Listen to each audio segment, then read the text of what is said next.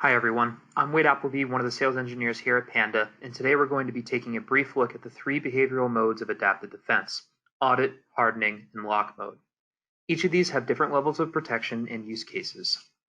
The first mode we're going to be taking a look at today is audit mode. So give me one moment, I'm going to proceed into settings, head to the advanced protection,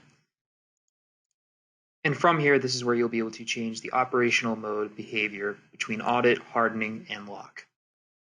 Audit will be mainly for testing purposes, as nothing will be blocked during the classification while any endpoints are in audit mode.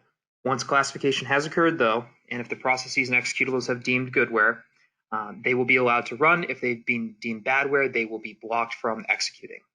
Next, you have hardening mode. This is what we initially deploy in, because within hardening mode, all pre-existing executables and processes are allowed to execute on the endpoints, which means we won't block any pre-existing unknown good applications from running. Anything that's unknown that's coming off the internet or an external storage device will get blocked during classification. This ensures that your environment is protected from an outside threat while we classify all those existing unknowns within your environment to make sure we won't block any unknown goods that are known to you that we just have never seen before. After about a 2-week period, we then want to shift into lock mode.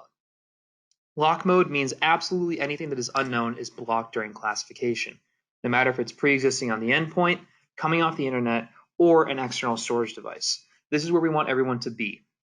Lock mode also gives you the capability to give end users the option to run that executable locally on their endpoint if they trust it. So you can utilize this option to give your more cybersecurity conscious employees a little bit of leeway.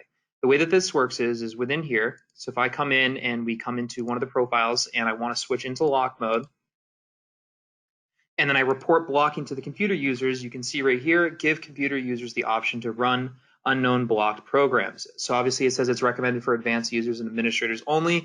If you have any developers that you know are very computer literate, cybersecurity aware, that know what they should and shouldn't be running, this option can be very beneficial because this will allow you to be within lock mode and also give them the capability to run those unknown applications or unknown processes. So if they start creating scripts that we've never seen before or any applications that are digitally unsigned, you don't have to worry about those getting blocked. And if they accidentally do run a piece of malware, it's only able to execute locally on that machine. So there's no chance of it being able to propagate whatsoever within the rest of your environment.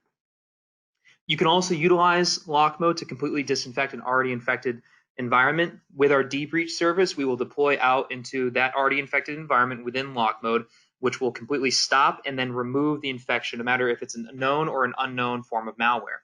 Now, with these three and the granular control provided via the Ether platform, you'll be able to fully control all scenarios with the behavioral modes of adaptive defense. As an example, you're going to have multiple groups within your environment that could potentially want different levels of protection. Maybe you have your everyday employees that you come in here in their workstations, and I want to come in and adjust their profile to hardening mode.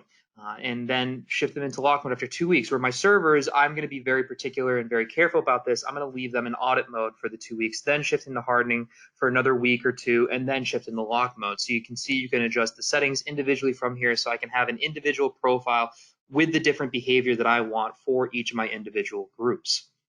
So as I mentioned before, with all three of these, you're going to be able to cover all of the scenarios within your environment, no matter if it is a completely locked down environment or a more open environment with a lot of proprietary software that we've never seen before. Again, this is Wade Appleby. I'm one of the sales engineers over here at Panda, and I want to thank you for taking some time to go over the behavioral modes of Adaptive Defense 360.